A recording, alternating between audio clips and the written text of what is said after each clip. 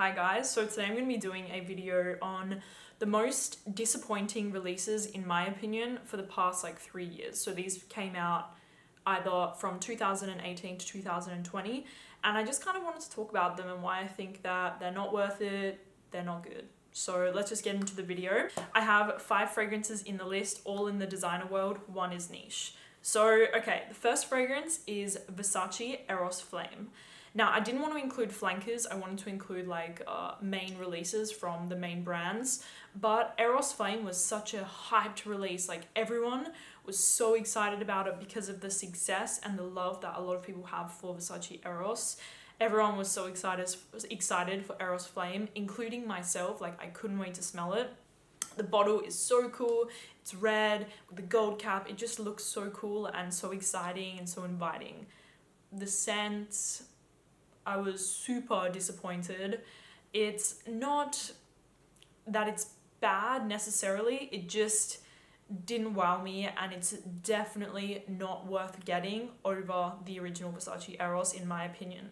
The original Versace Eros is such a incredible DNA, especially for going out and getting noticed. It's a fresh, minty with the sweet gourmand vanilla, bubblegummy sort of touches to it. It's very loud, very fresh, very obnoxious, and the scent itself is just done perfectly. And with Versace Eros Flame, they mix with the DNA. I just wasn't a fan of it. A lot of the time, flankers can be really good. They can also be really terrible.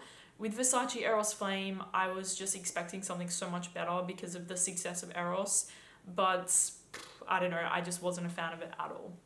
But it's not the worst in this list, we have much worse. So the next fragrance is one of the worst in this list. I was embarrassed for the brand, to be honest. Dolce&Gabbana K, or King. Dolce&Gabbana K.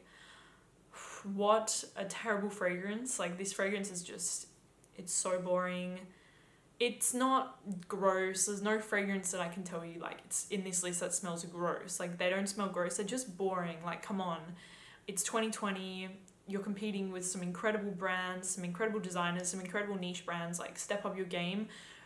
Dolce&Gabbana K, it's what you would think. Citrus, aromatic, woody, masculine, blah.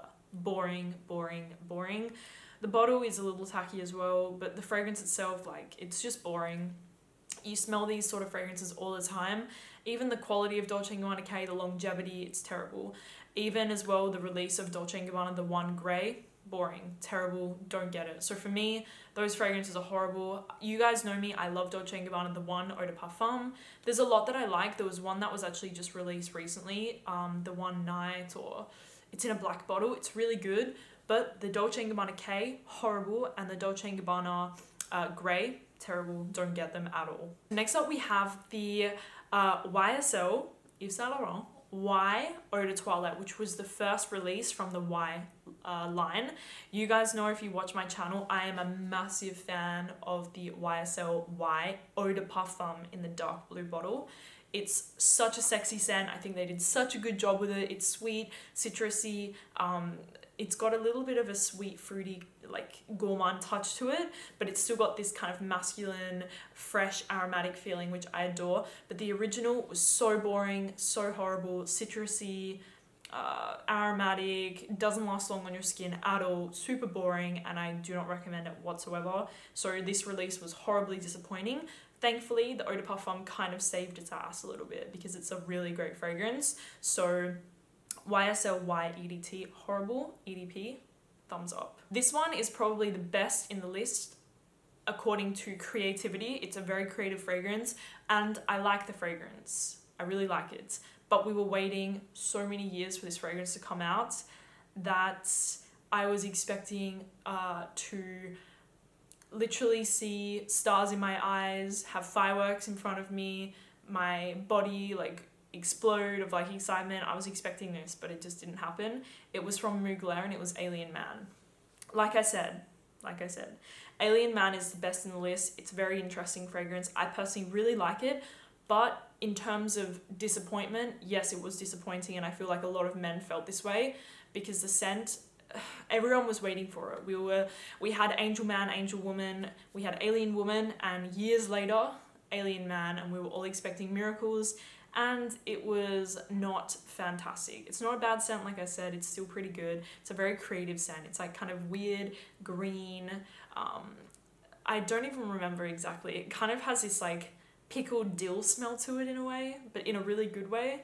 And I personally really enjoyed it, but like I said, I was expecting something crazy, like Alien for women. I was expecting this, but for the men, and it just didn't deliver. So, Alien Man. And the last fragrance that I think was like such a mistake was Creed Aventus Cologne.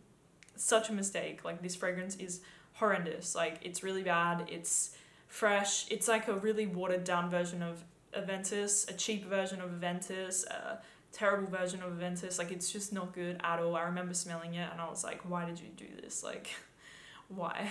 If you were gonna do anything, you should have done like an Aventus Extreme, like with, I don't know, maybe some amber in it or something crazy. Like, you should have done something like that rather than an Aventus Cologne that smells like a really bad version of Aventus. So for me, this one was super disappointing, horrible release from Creed, and yeah.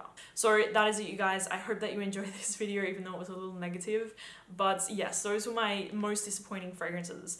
Eros Flame, Dolce&Gabbana K, Mugler Alien, YSL Y EDT, and Aventus Cologne, especially Aventus Cologne. So that is it. I hope that you enjoyed the video, and I'll talk to you guys soon. Bye.